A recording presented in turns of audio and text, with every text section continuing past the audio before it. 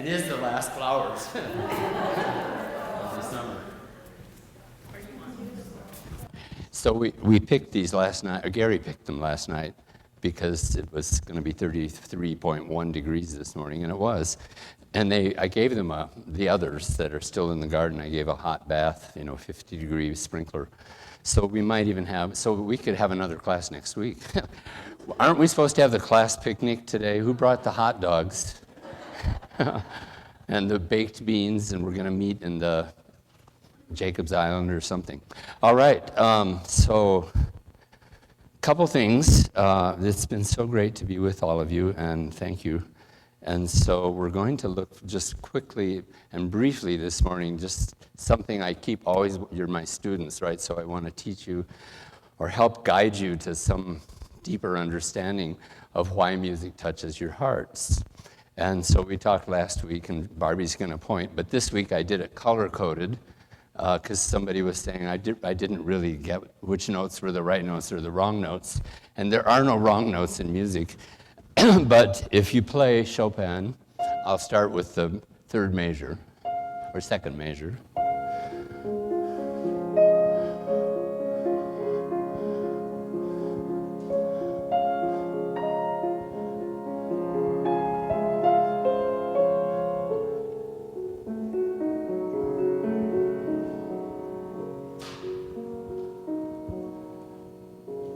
And Chopin was an absolute genius of everything, harmony, and every piece he wrote in his entire compositional life, short life, because of tuberculosis, but everything involved the piano. Most was piano solo, then some piano concertos, and then one piano trio, but there's not a single piece for string quartet without a piano. There's nothing.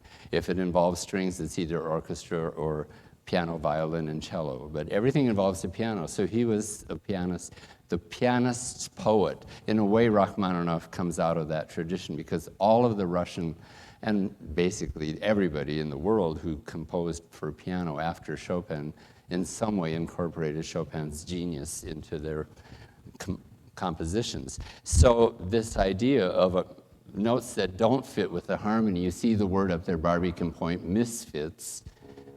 So, ooh. I'll get it. Don't worry. She's just, the red button is Barbie's. No other buttons. We've had too much experience with that. So if Chopin had left out and used only tones, melody notes that belonged in the harmony, it would have sounded something like this. And I did this one other week.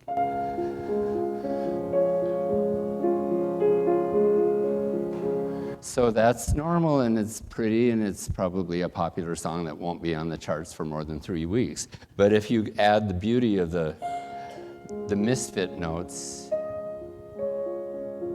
do you feel that da-da? It just gets your heart. So that is the misfit note. Dissonance, it's called dissonance or non-harmonic. It's not part of the harmony. So it's non-harmonic. It's not anti-harmonic, it fits, but it's resolving. And those notes are part of the harmony. And these notes are part of the harmony. This is part of the harmony, but this one is not. He could have gone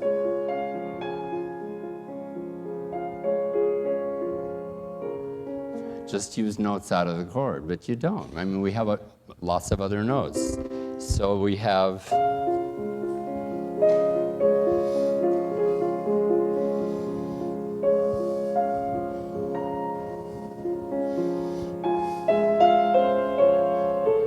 and that's also a sour note in a way, but it doesn't sound sour to you. It just makes you feel what we talked about is called yearning or longing or sighing, and we'll get to that in a moment. But this note, wrong note, misfit note that she's pointing to, resolves there. And as we all know, life is full of discord and tension. In music, sometimes it's called tension and release. It's called discord and dissonance and consonance. Consonant notes fit with the harmony.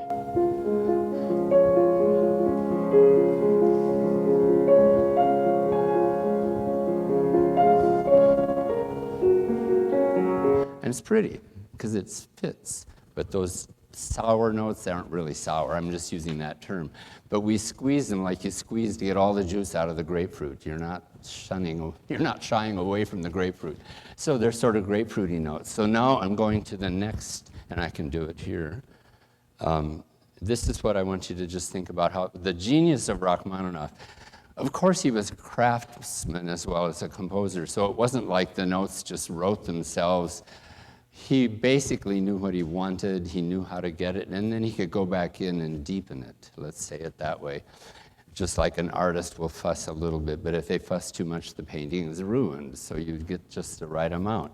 So he's painting with sound, Rachmaninoff, and at the top of the left page, you get the phrase we're going to talk about.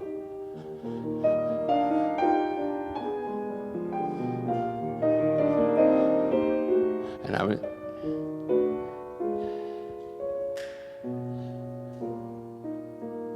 So here comes the resolution here, but it isn't even that resolution in the preceding measure, Barbie.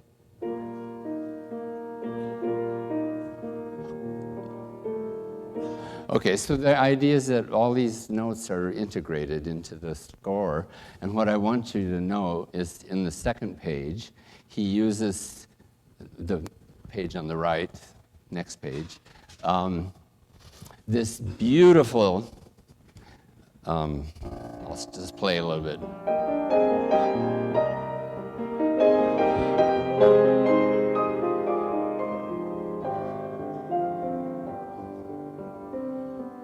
And the last measure before this one I'm in right now,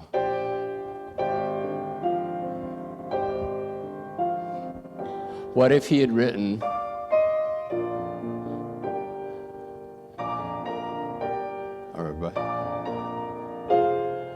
something like that, but he doesn't. It's hard to start right there, so I'm going back.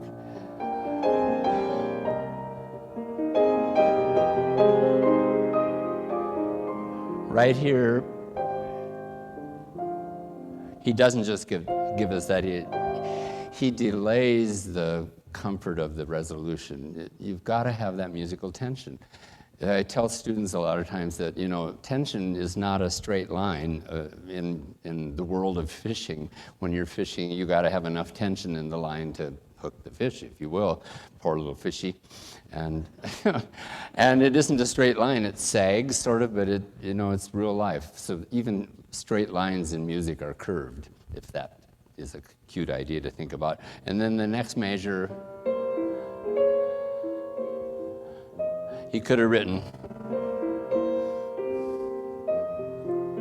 something like that, but he uses, it's called an upper neighbor, not an uppity neighbor.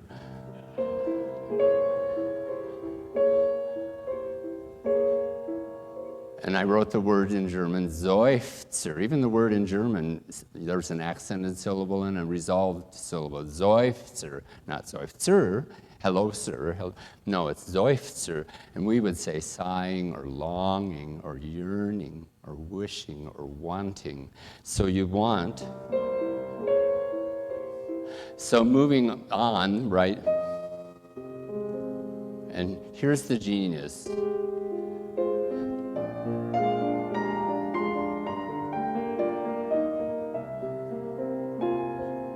But in the left hand, every one of those accompaniment figures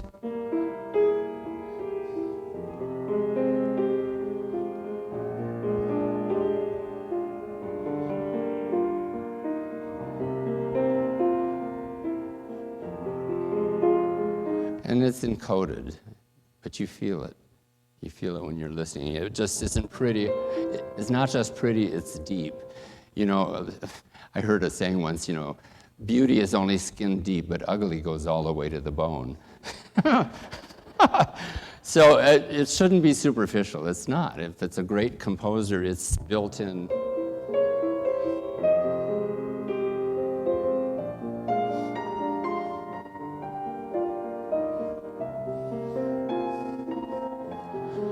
So your ear is hearing the melody, but your soul is experiencing the seufzers.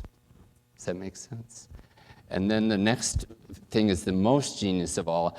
I'm going to go to the third system where the blue lines and the green lines are. So the blue line, if I take the top notes, so, and then the green line starts here, Barbie's pointing. Those first 5 notes of the green line are the melody that you heard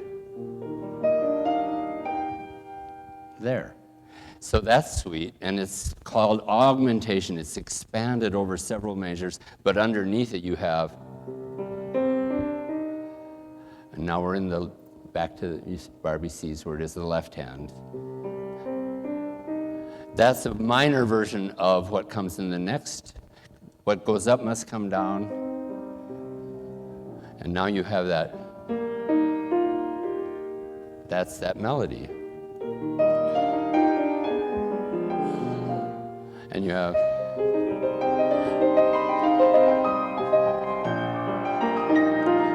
so well the right hand's going like slowly. It's like Bach did this all the time. One thing is going slowly and the other thing is going faster. And so they combine in the third measure of the third system.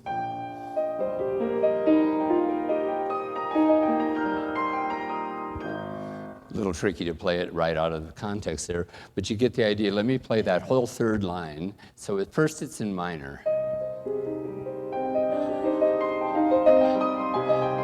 Now it's in major.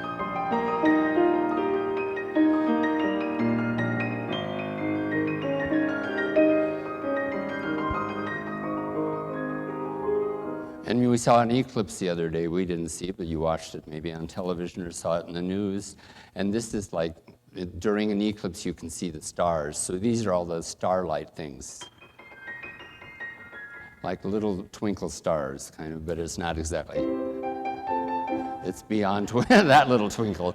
So then, that seems like that's enough. So if he had written just beautiful harmony, I'm going to play the right hand of that third system, but I'm going to play it with just harmonic notes.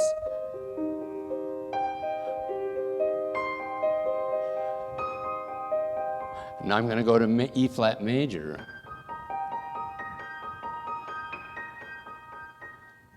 And it would be pretty. So he could have written, wait.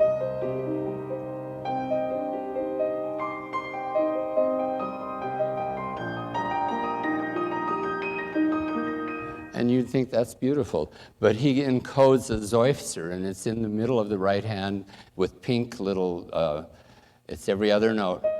Wrong note, right note. Wrong note, right note. Wrong note, right note. Does that make sense a little bit? So then you get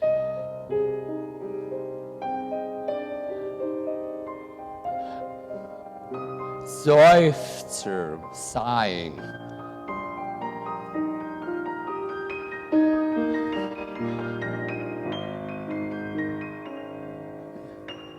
Wrong, right, wrong. Kind of like two friends, you know, they're not getting along on Thursday, but Friday they're best friends again.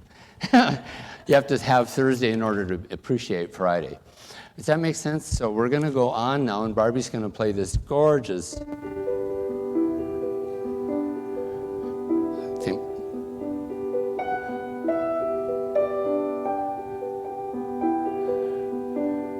Something like that. And just moving up the scale, that note belongs, this note doesn't belong, this does, but in between,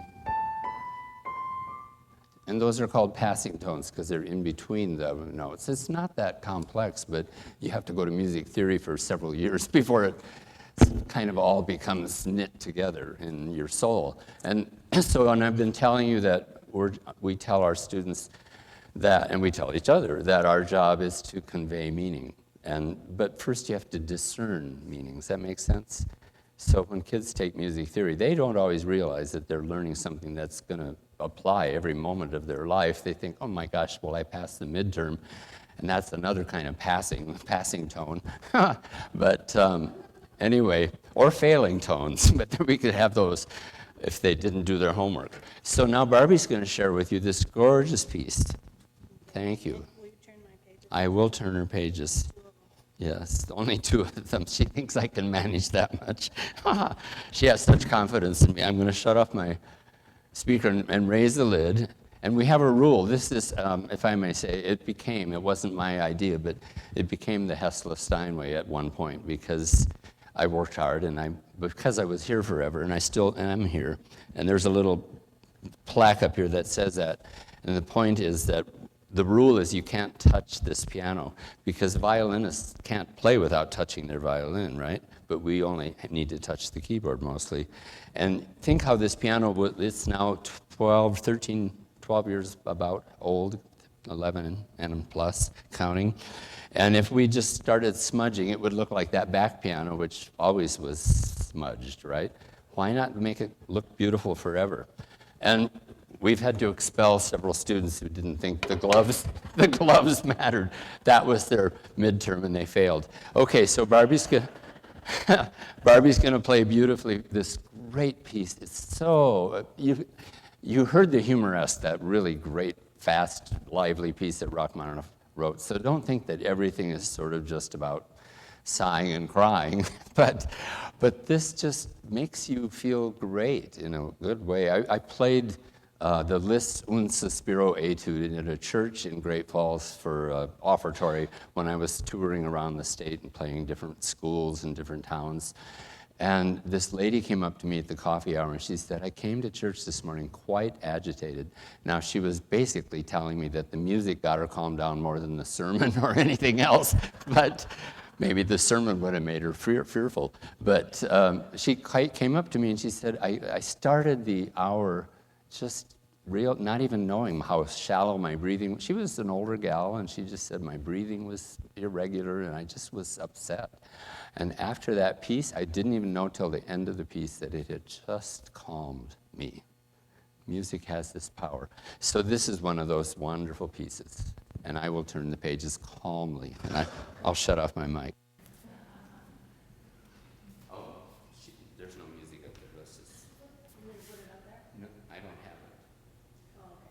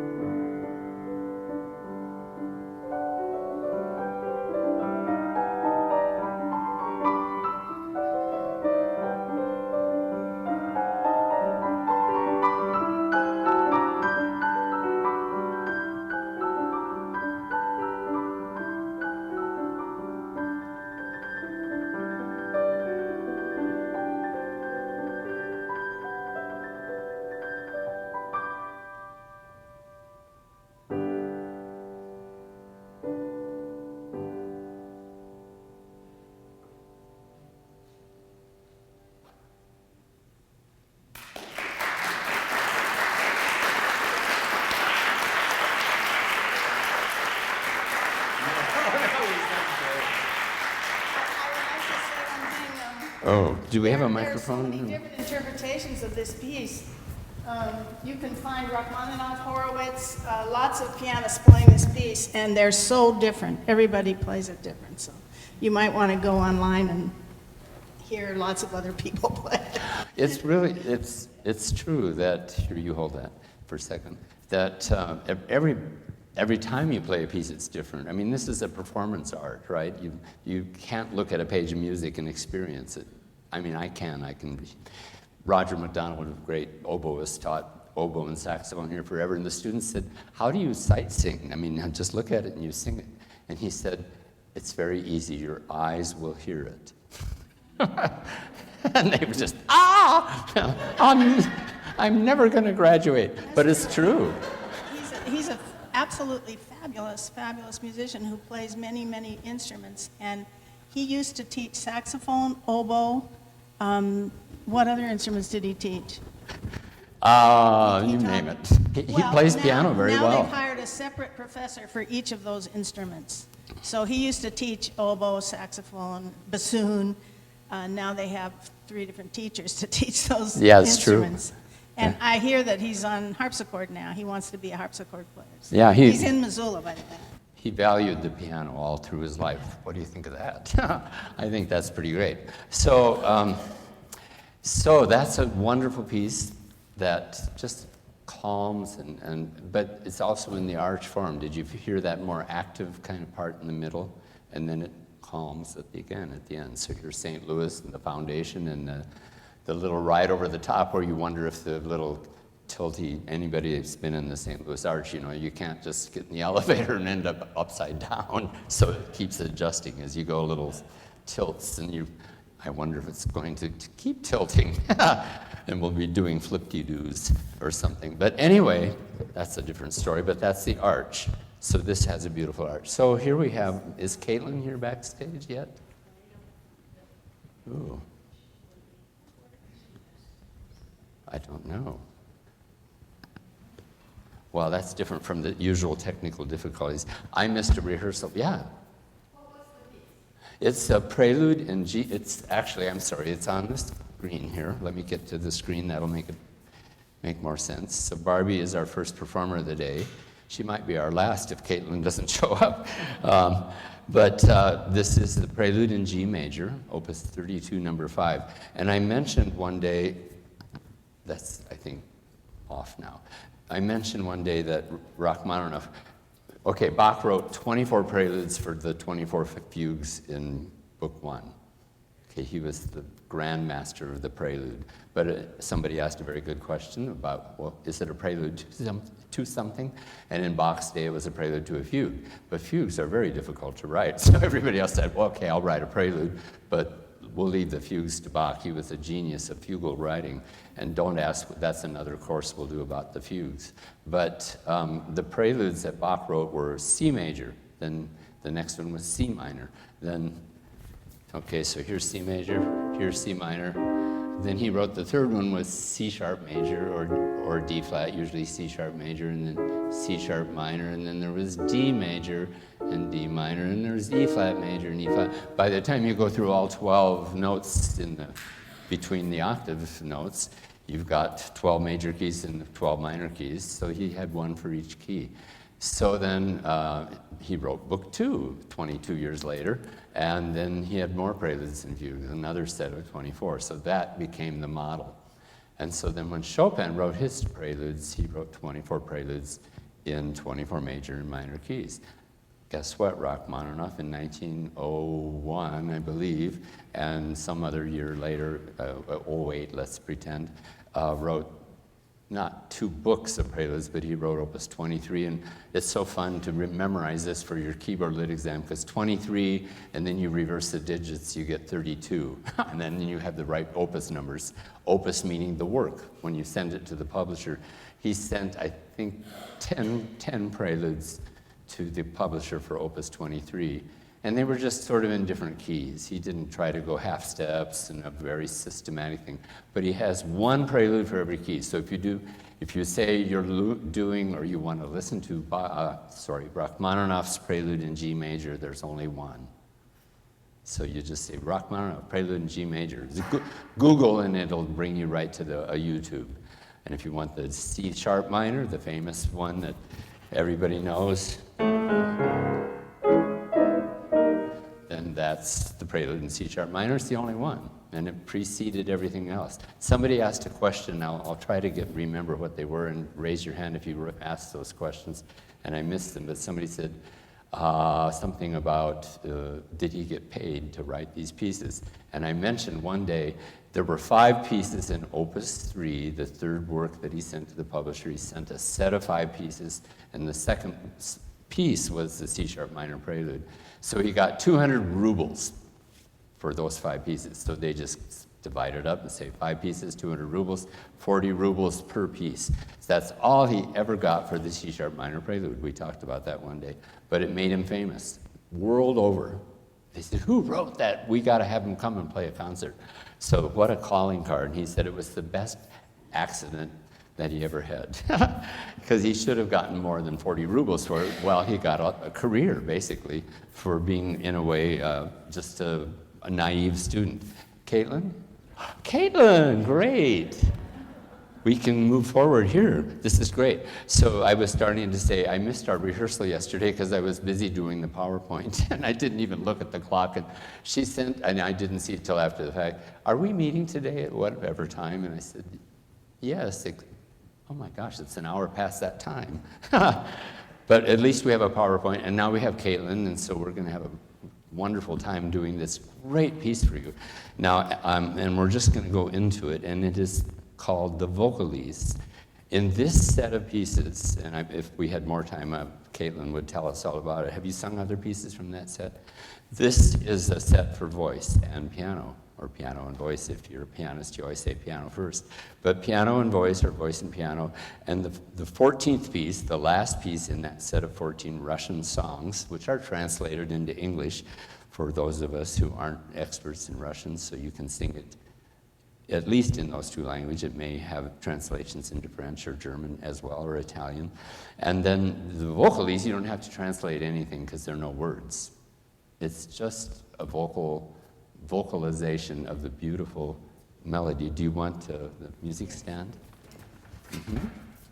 This is Caitlin Sisler. Hi.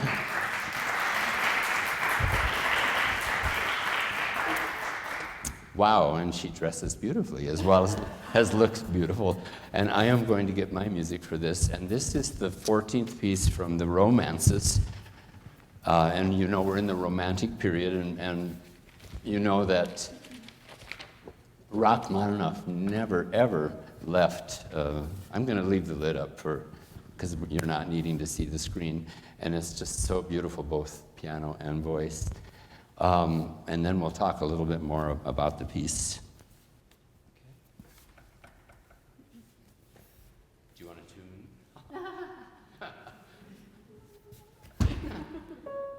Got it. There's your note. Okay.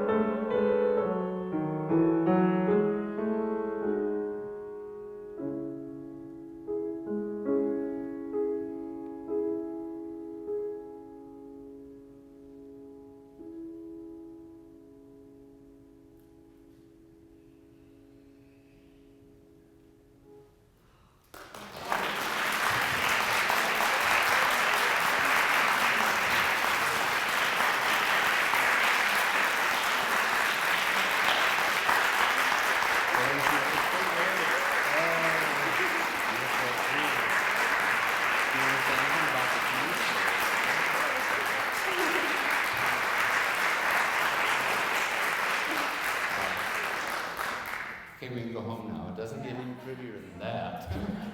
Isn't that stunning? Oh. So hang around, have a chair there just for a sec. Because we're going to segue a little bit, so let me get through a couple slides here and get to where we're going to, and have a chair there, Caitlin. Or, yeah, here. Let them see you as well as hear you. That is such a beautiful piece. I was in college when I first heard this, and we had a music library. Now, on the farm, I think I had like 20 LPs, and I thought I had quite the collection.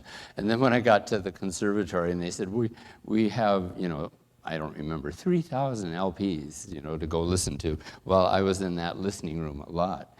So there's Barbie's G major prelude that you can listen to at home. You know how to do your share file, most of you, I hope. If you don't, talk to Terry and Michelle back here.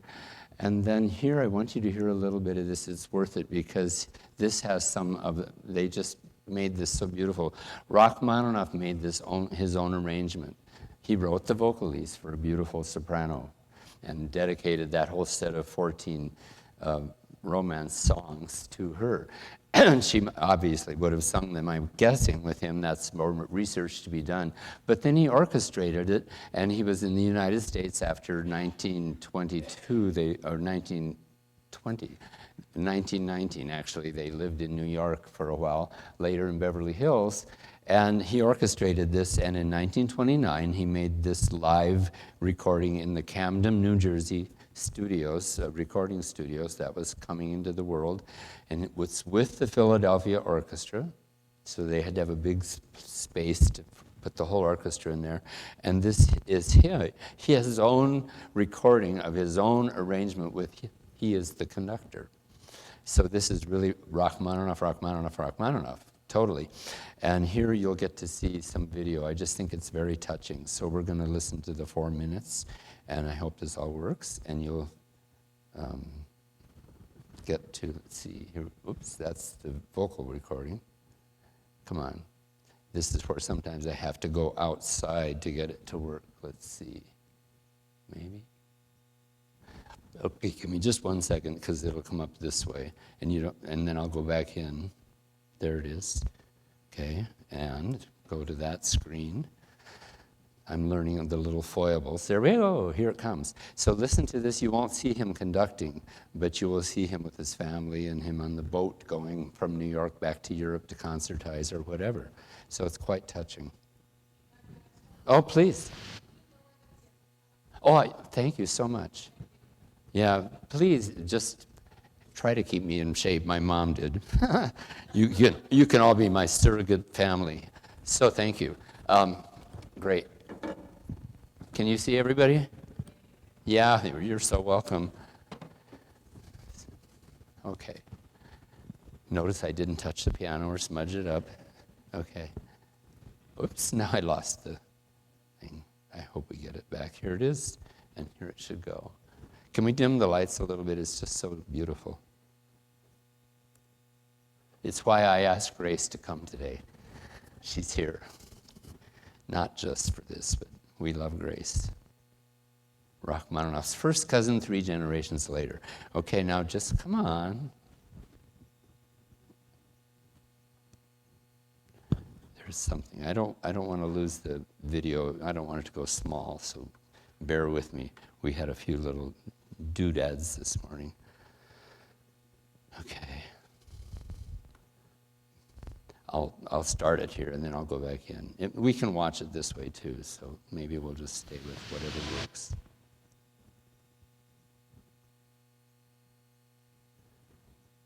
Oh, there it goes. I hope.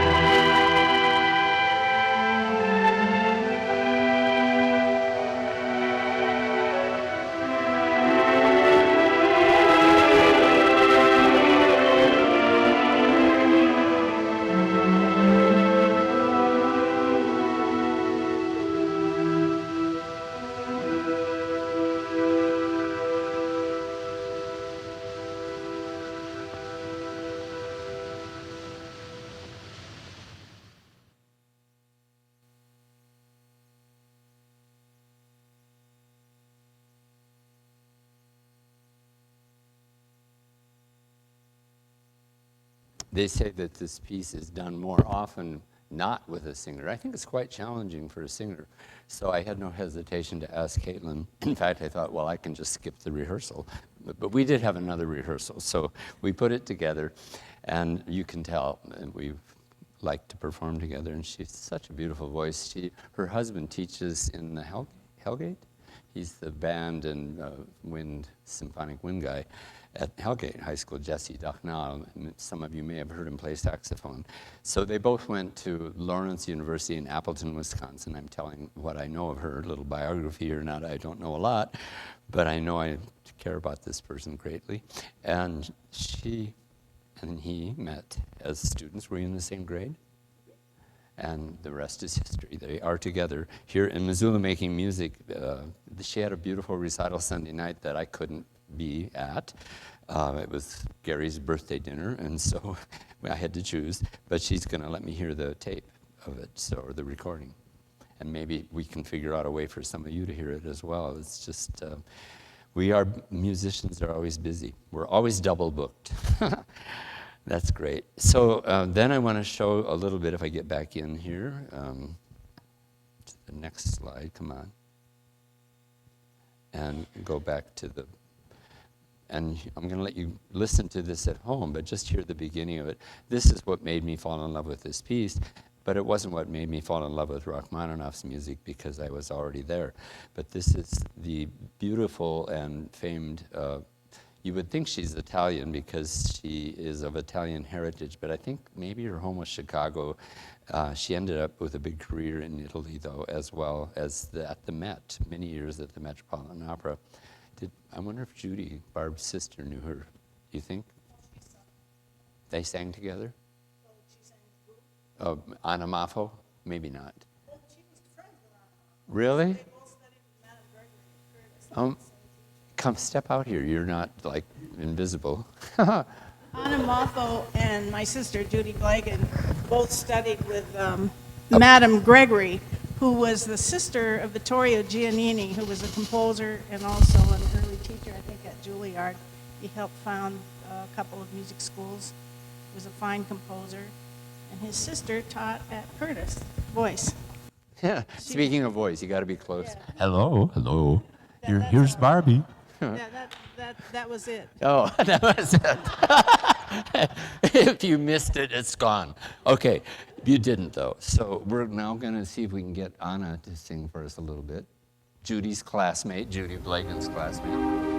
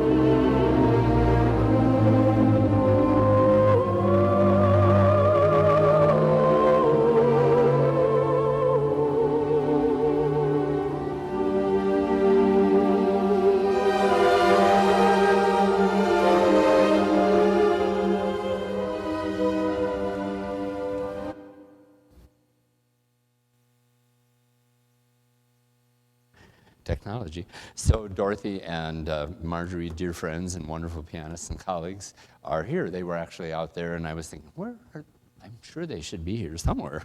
And they were. So we'll put lids down accordingly. You guys keep all of us in. So isn't that beautiful as well, that beautiful recording? And we've talked about Rachmaninoff's setback and how he came out of that almost stronger in a way, but not to be desired, a 3-year hiatus. That really wasn't a hiatus, in his case, quite the depression. Anyway, so Anamafo, I don't know what age. I was researching it a little bit because now I can. Google gets us farther than, the library books of 1966 at Oberlin. But she had a setback of her own in overuse of her vocal cords, and she went into what maybe at the time was some kind of vocal rest and maybe vocal therapy, but they say her career was never quite the same after that because she had overdone or something. And so that's, music is a wonderful career and a wonderful profession, but it's physical as well as musical, as well as from our hearts. So here's another, just before we have Dorothy and Marjorie share with us a beautiful waltz that they are playing for us. A little bit of this. This is, so I said it exists in as many other formats as the voice because it's such a beautiful piece. Everybody wants to play it. So here's the wonderful Lugansky from Russia, Russian pianist. I've featured him several times on your share files. And here he is with a cellist that's also quite wonderful. And you'll hear it at home. So.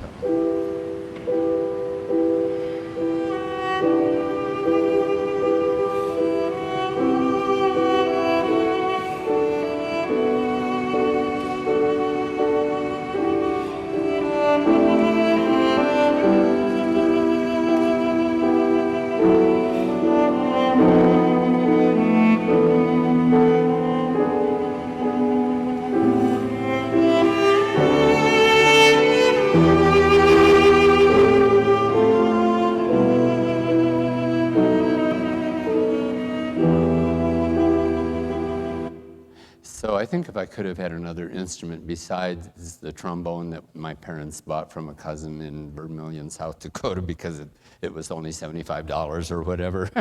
So I ended up as a trombonist, $75, 76 trombones. It was just one or the other. Anyways, but cello would have been just the most fabulous instrument. It's the human voice. Some say the viola as well, and all the string instruments. What would we do without the strings? And the piano, I remind my string friends, has 220 strings, so there's nothing wasted on that. So here we have Dorothy and Marjorie, our friends. And yes, and that's the dangerous flip side, yes. Okay, come on in. This is Dorothy and Marjorie.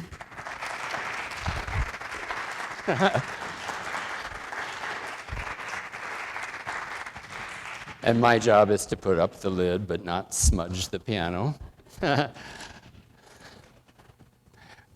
If you want to come up afterwards, I'll show you. The first year of this piano, there was a Norwegian composer visiting for Composer's Day, and he just said, I'm not going to wear those silly gloves. And so he put his paws on the piano, and I swear he had not only acid tongue, but acid in his skin oils, and we can still see his fingerprints. So I guess, there's a reason for this, We're not even supposed to touch strings in pianos because if you have acid kind of pH in your oils, you'll rust the strings. So, but they are only going to touch the keys.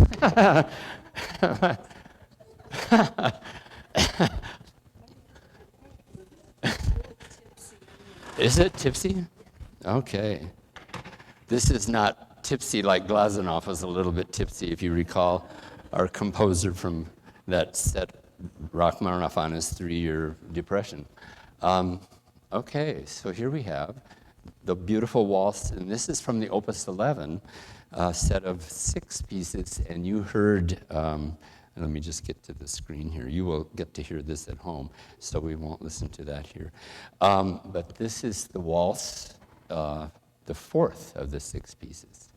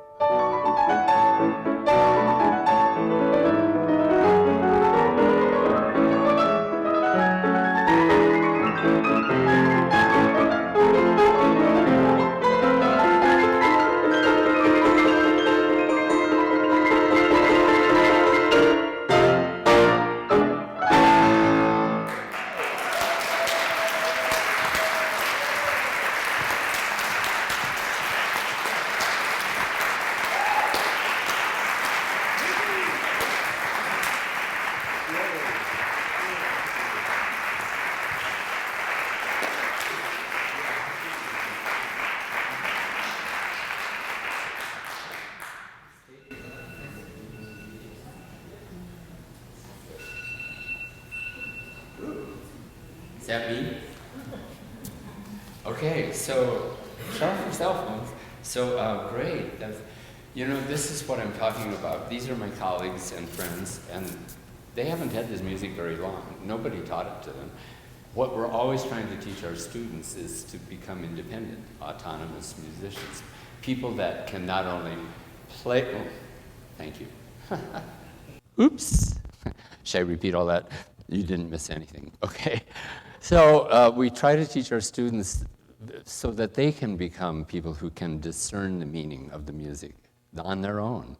Not just to look at it and your eyes will hear it for a sight singing test, but to look at the score and study it and learn it, and then, yes, that harmony just aches to be played a certain way, and the rubato, which means speeding up and slowing down, and it just becomes part of us. And I can tell you that I'm so proud of them. It's great. So, they learned well. I'm looking at something here. This is just a fun little thing. This is the duets, Opus 11 duets, and this is not that one in particular, but it's the first one of the set. Oh, the fourth one is down there. So there's a good reason why we have international titles like in Italian, always the directions for how to play a piece are in Italian. Well, then everybody can learn just those Italian words. So when they say, can you speak Italian? I say, yeah, andante. And they're so impressed. But I don't know Italian, but I know a few words. And so you look and they say, well, what piece are you learning this week? And you look at that Russian title and you say, blah, blah. And then I think I've played a few of those myself. The fourth one there says valse. And if you know Russian, it's no problem, right? But if you don't, then VALSE is what Rachmaninoff wrote, and this happens to be the Russian edition. Now, this is something I discovered, and maybe Chris and Marjorie are going to play this in a few moments. I should at least put the screen down enough until we have them perform, so I'll put it on the half stick. So, this is from the opera Boris Godunov. Boris Godunov is like Glazunov and Godunov, and so Boris Godunov is the opera that Modest Mussorgsky it was his only opera, and it's a classic, and it's considered one of the repeated operas in history. Quite elaborate, this particular scene. So I'm learning a little bit about the business of the Tsar. Boris Godunov was the Tsar of Russia from 1598 to 1605. His death sort of ended his stardom, his service as a star. He died in 1605, and then somebody else came in on the deal. But anyway, the piece that Marjorie and some of you were a pianist, I hope many of you, and they played this piece, Glory.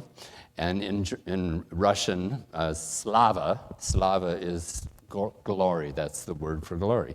And you're going to hear this in a moment. But I thought it might be fun before they play to just quickly consider Boris Godunov reigned as Tsar, or Tsar of Russia, 1598 till his death in 1605.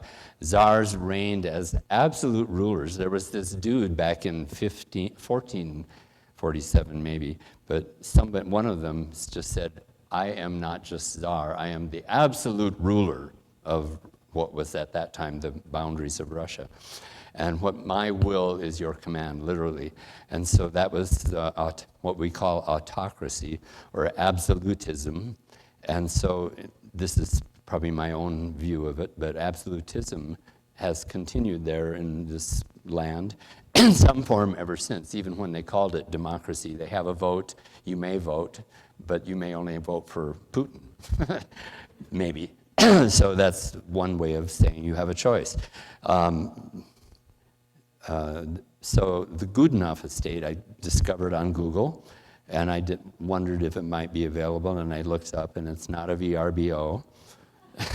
And it's also, they're not renting out rooms as an Airbnb, so that's kind of sad.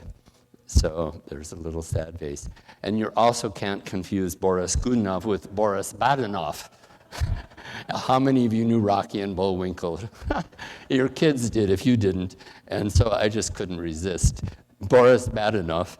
And so here's Boris.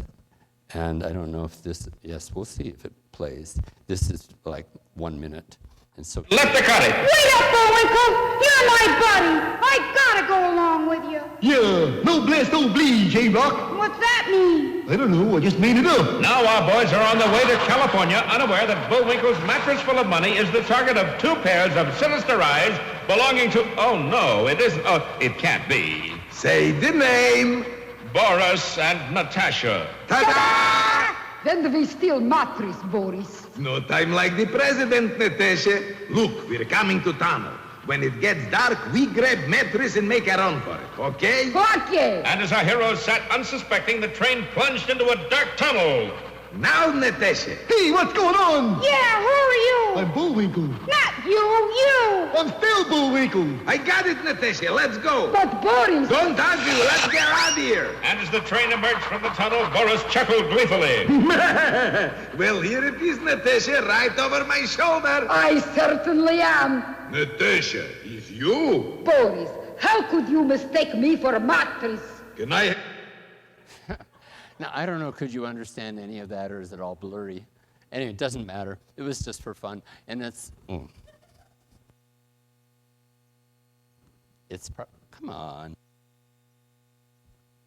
There. It's probably why my younger brother never became a pianist. Well, there were other reasons, but Ron was supposed to do his half-hour practice, and I told you he'd just crawl on his shoulders because he's watching Rocky and Bullwinkle, and it's still 20 minutes left of the show, and he thought that he could count part of that as his practice time, and that didn't go very far.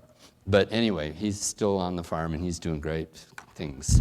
So, but here, this is so interesting, and I didn't know it until I did my little bit of research. Not enough. I don't know very much, but I know. Sometimes I tell my students, I don't know much, but I know more than you, so I'm the teacher. So here, you'll hear the theme from the Glorious.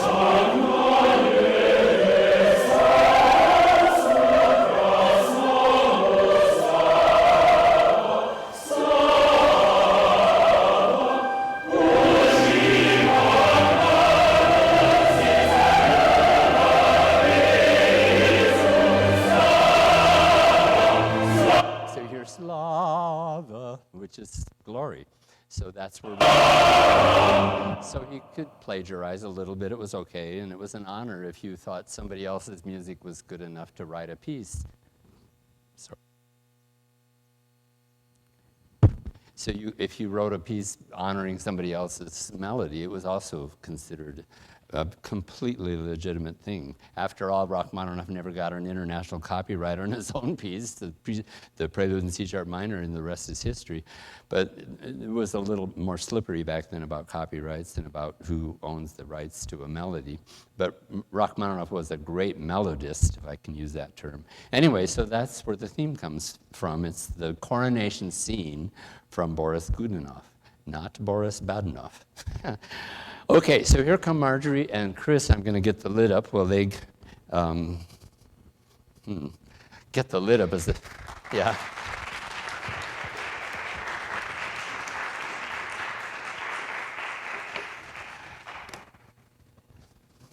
They need no introduction, so they're getting no introduction, apparently. We go way back in every good way. Okay.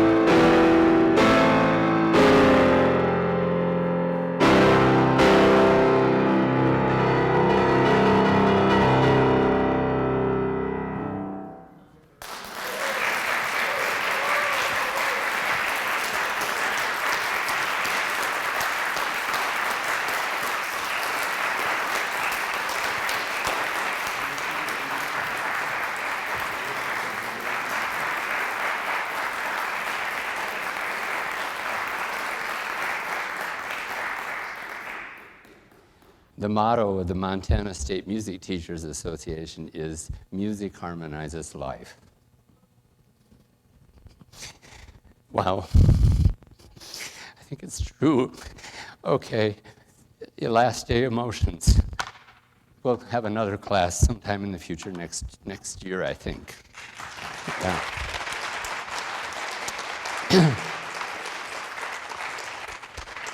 Depends on your evaluations and your donations. I'm sure you hear that. Barbie and I are going to play for you. We have just enough time. The last movement of the Rachmaninoff, you've heard everything else. The first movement, you heard Charlie Albright beautifully played with the Missoula Symphony, which was somehow part of the whole reason for this course. And let me get things organized here. You get a bench the way you want it, and I'll get the lid.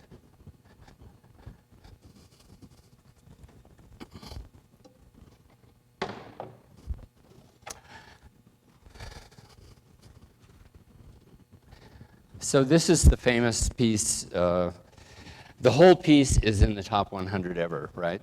In some lists, it's the top 500, but this movement in particular gets in the top 100, and it's the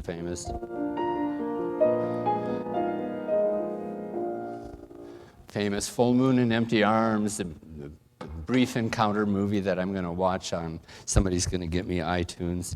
I'm going to take this off. I'll try to get it back on later as needed. But this will take us out to closing time. We'd have a company bow, but Chris has to go teach. Marjorie's able to stay, so we'll have another acknowledgement. I think Caitlin may or may not be here.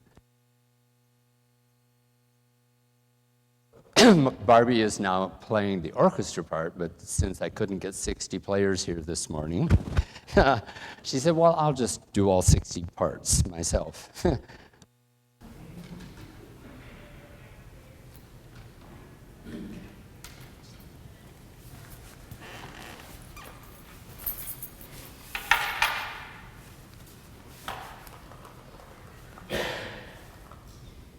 I don't think I'll be using my dental floss during the interludes.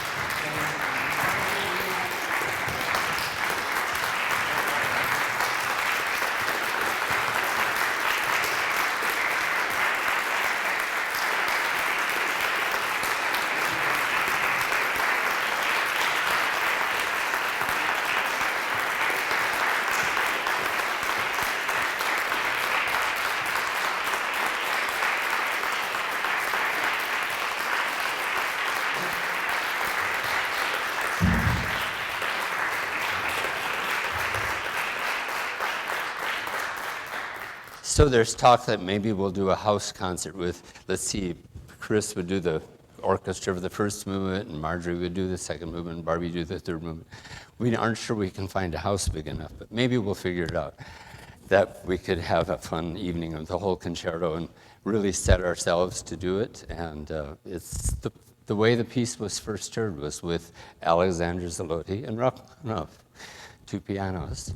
And then Zaloty conducted the grand premiere, the world premiere in Moscow, because he was the conductor of the Moscow Philharmonic, right? The cousin, the great-grandpa of Grace. Grace, take a bow.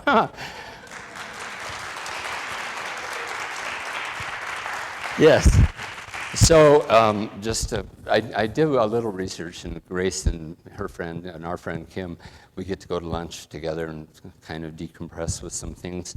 And I was looking up, and it's just so interesting. I thought, what happened to all those paintings and things during World War II? Well, in 1941, you probably know all this, they were boxed up and tissue papered and all kind of provenance and all kind of stuff, and wrapped in waterproof coverings. And I think 7 or 14 train cars went from Moscow straight east. I want to say 4,000 miles, but it was a long way. It was like a 48-hour train ride, very careful, 1941, 42 possibly, and stored completely away for 4 years, right? Quite something. Yeah, let's get a microphone for Grace.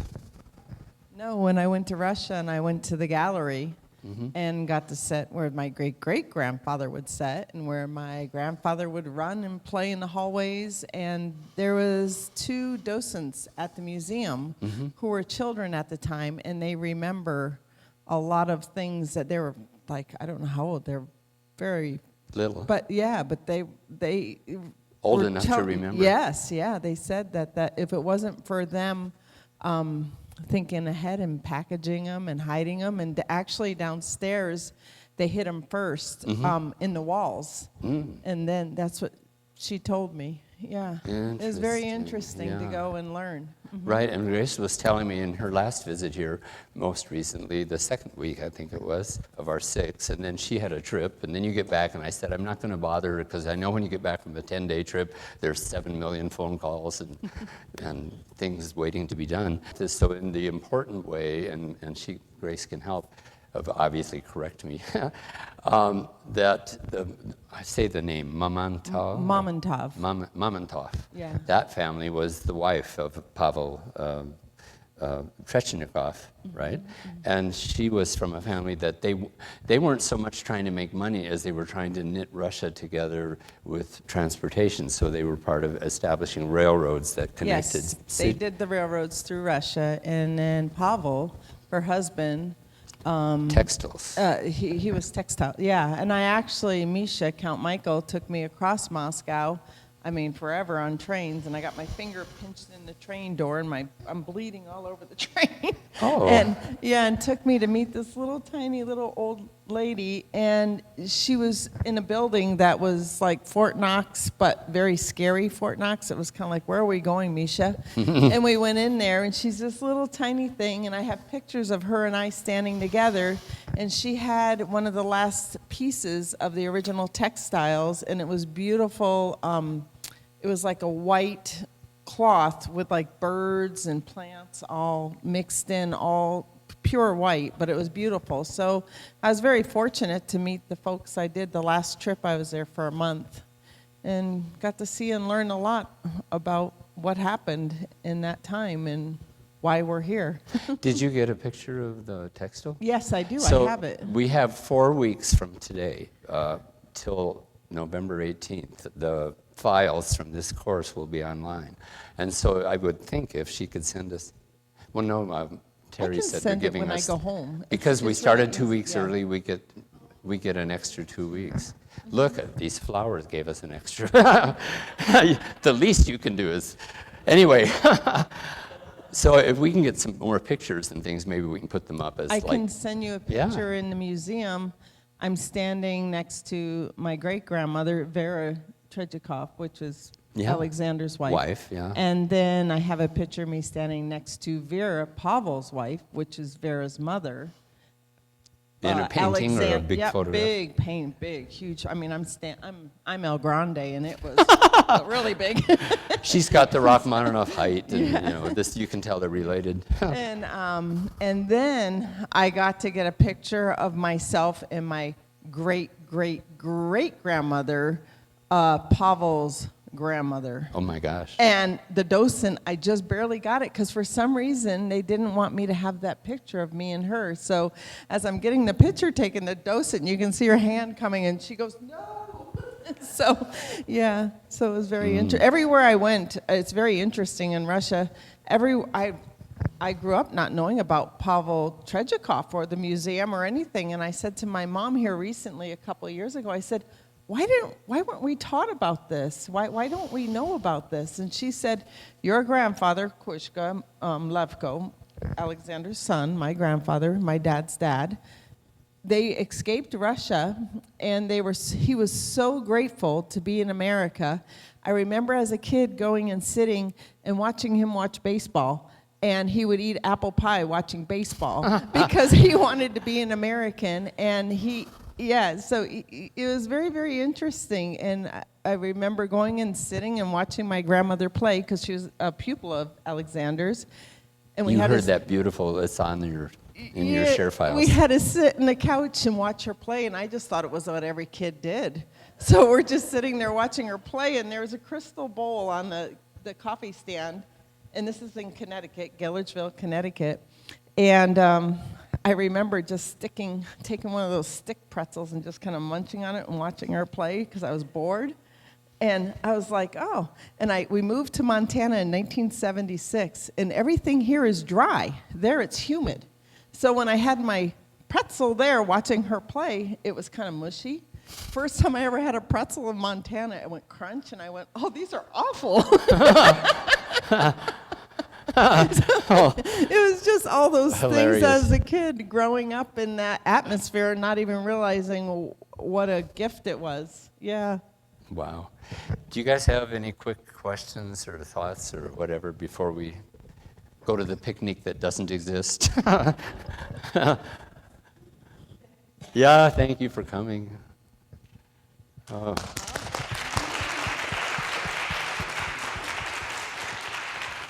Are we good? You're just going to go back and do your share files? I hope you do. It's not required, you know that. No tests, nothing. Just come and enjoy. Being here is great. But if you want to learn more or hear the whole piece or hear Rachmaninoff play his own concerto, actually, I played this concerto on this piano with orchestra 11 years ago in 2013, I guess 10 and a half years ago, when we were dedicating this piano. And this, is Jim Vallejo here today? Not? Oh, there's Jim. So Jim, raise your hand at least.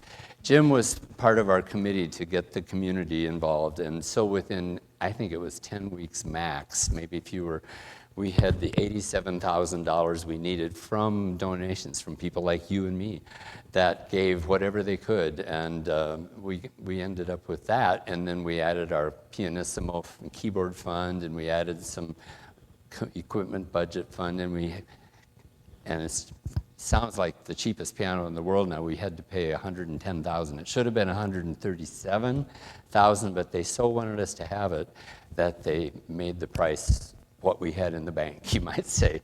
We'll take it. We want you to have this piano. So Chris and I each got to play a concerto with orchestra, and my performance, I can't give other people's performances out, so you can hear mine when you get home, if you wish. It's with orchestra. So, thank you. Yes. With cello? Oh, the cello sonata. We don't have a date yet. The piano part is it's like another piano concerto. Rachmaninoff wrote it that way on purpose. Not that his part is easy. They're matched. He just wanted it matched. So we're going to do it when the cake is baked, so to speak. And we talked about it, and he said, in 2 years, a year from this spring, everybody goes back to Vienna.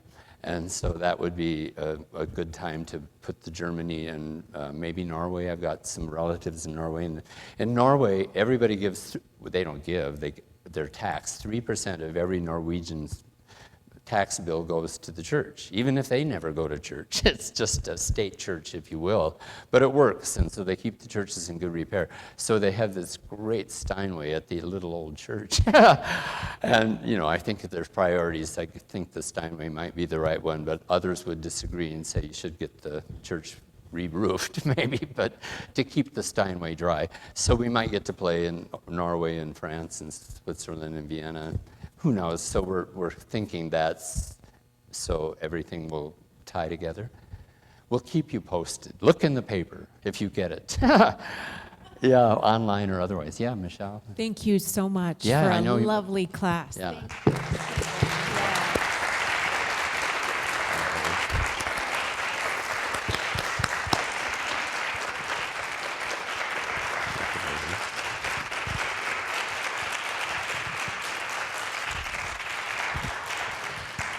I can say we'll see you next year, which probably does not mean January, February, March, probably means the same thing next year.